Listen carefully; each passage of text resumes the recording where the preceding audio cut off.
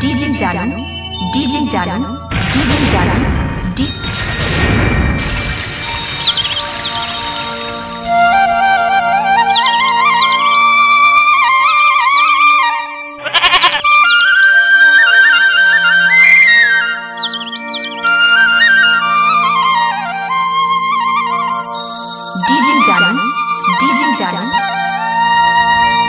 ये पूनम काहे तुम्हारे गांव में कर्मा हुआ थे का?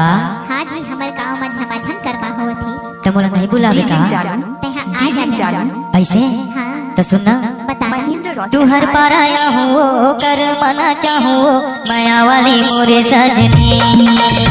तू हर पार आया हूँ कर मना चाहूँ माया वाली मोरे सजनी।